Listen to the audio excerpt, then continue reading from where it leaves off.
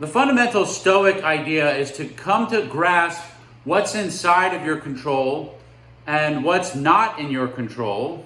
And once you come to grasp this and really implement that lesson in your life, you will no longer be perturbed by the things that happen to you.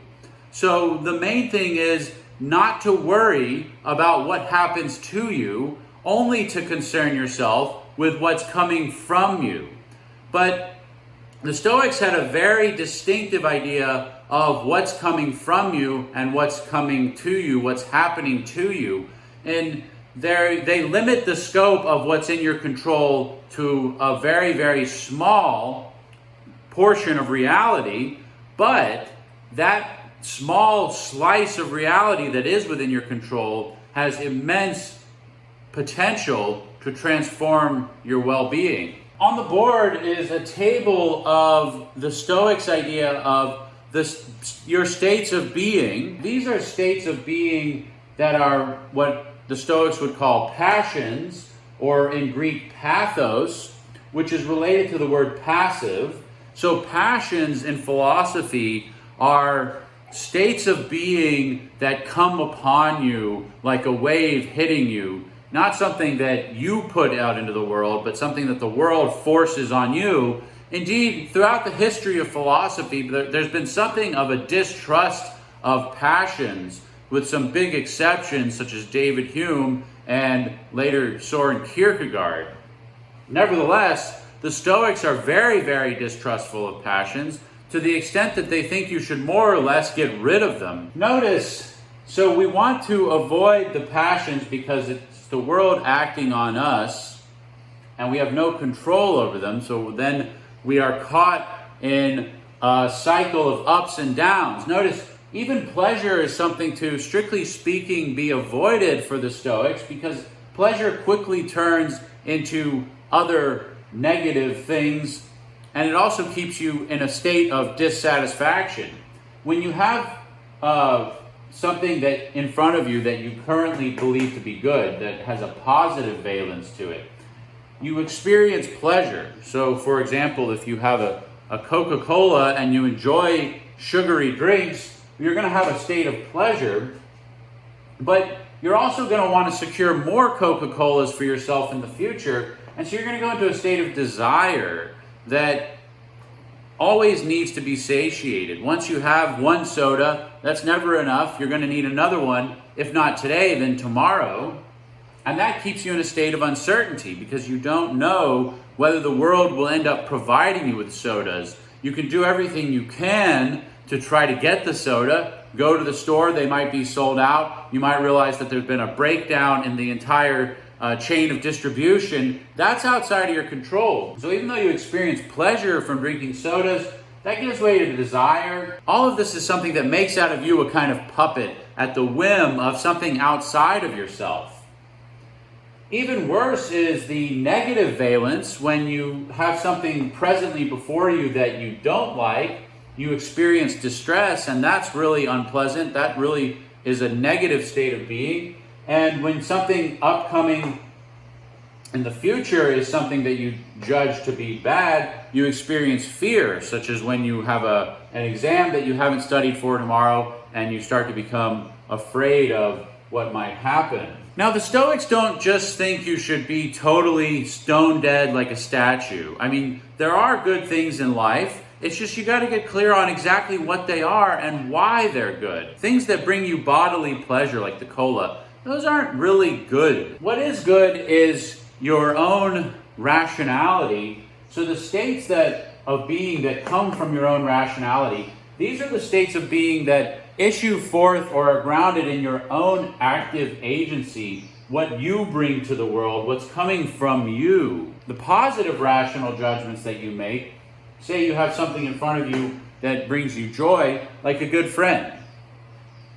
But you don't get too caught up in the pleasure of having a good friend in front of you, because if the friend can't make it, you make arrangements to meet your friend, and you desire that meeting. If they can't make it, you become distressed.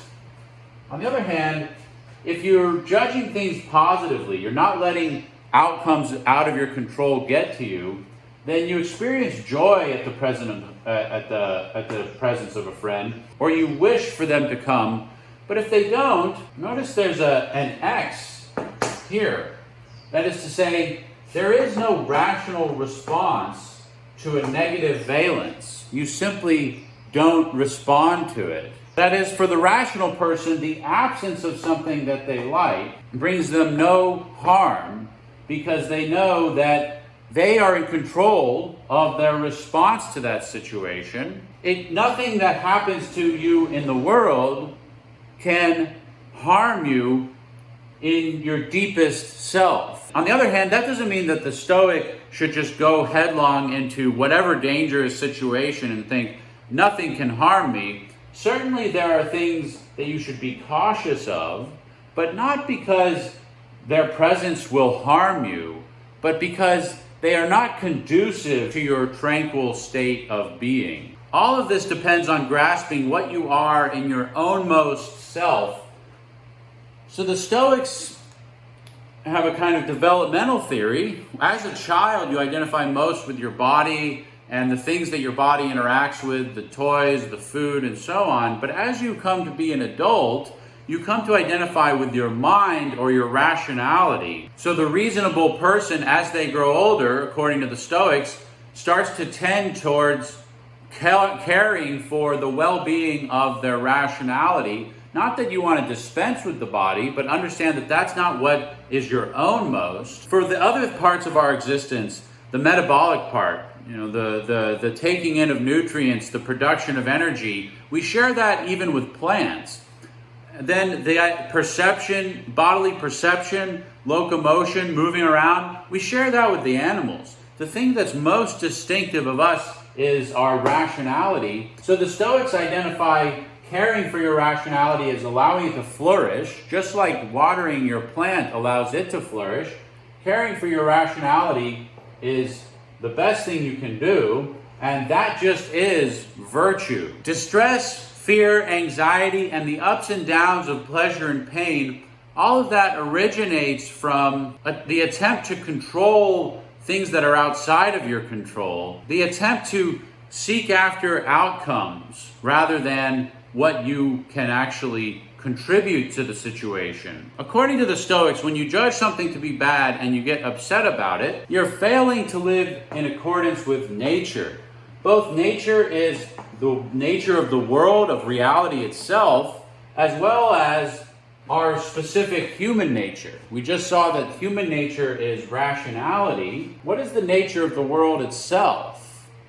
The Stoics believe that the world is a perfectly ordered, rational whole. There's no such thing for the Stoics as random chance. Everything is determined by previous states. Because all the states of the world are determined in a full and total sense, the world is total and complete, there's no room for anything to happen in it that doesn't actually happen. So when a driver cuts you off in traffic and you say that ought not have happened, you're simply wrong about the nature of reality. For this reason, the Stoic physics, in which everything happens according to a causal determinism, equates on the human end to fate. That is to say, our fate is written into the stars, and the best thing you can do, the most rational thing you can do, is accommodate yourself to that fate.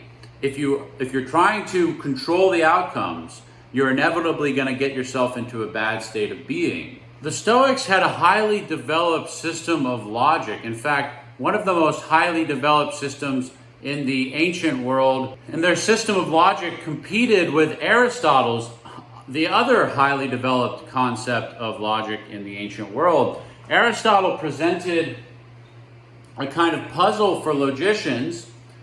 It seems like every sentence is either true or false. We might not know whether it's true or false, but every sentence has a truth value. But Aristotle asks us to consider the truth value of future contingent statements. That is to say, statements about what will happen in the future, about things that may or may not happen. His example was, there will be a sea battle tomorrow. Now, tomorrow hasn't come yet, so we certainly don't know whether there'll be a sea battle, But if it's already true or false, if this sentence can be assigned a truth value right now, then the paradox is that there's no point in us deliberating about whether we should go to battle tomorrow, because it's already going to happen one way or the other. There's no point for us to even do anything.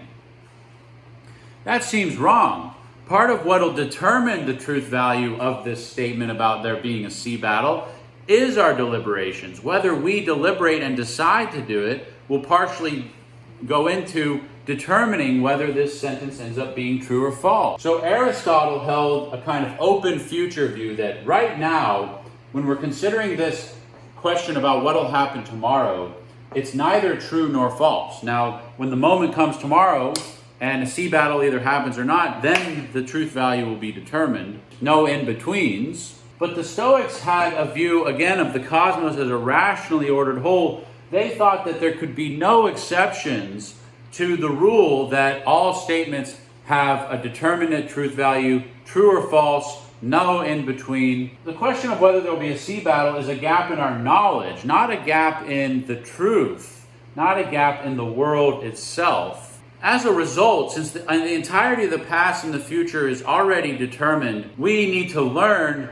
how we fit into that rationally ordered whole and live in accordance with nature, cosmic nature, human nature, what's coming from us. Since our nature is rationality, the only thing that's coming from us is our judgments about reality. That is to say, it's only through my judgments that I can harm myself. When I'm not lining up with the way things really are, when I'm not seeing reality clearly, that's what does me harm, because I'm being irrational. I'm acting at cross purposes with what I really am, with how I really fit into the order of things. The indifferents are the things outside of our control that neither harm nor benefit us intrinsically. Now, some of these things promote virtue. They make it easier on the path to virtue. Others make it more difficult. But none of them in themselves are good or bad. Even life and death for the Stoics are indifferent. It's better to die a virtuous death than to live a life without virtue. So life is something that can help you obtain virtue. But if avoiding death meant becoming unvirtuous, well, that is no longer the rational option for the Stoics. Health and disease, being healthy facilitates the search for virtue, but it's not a determining factor in the end. Even the person with disease can make correct judgments about reality. If they have a disease, they can say, this is the way it's fated to be, this is what happened to me, and so I need to just live in accordance with the nature of things. In general, all of the more positive things here on the left side of the list, these are preferred indifference. If you can get these things without sacrificing your moral character, you should. And on the other hand, if you can avoid these without giving up your virtue, without being in distress all the time, these on the right, death, disease, ugliness, weakness, pain, bad reputation, you should. But again, they're not determining factors in my well-being. In this way, the Stoics had a strong view that virtue is the sole good.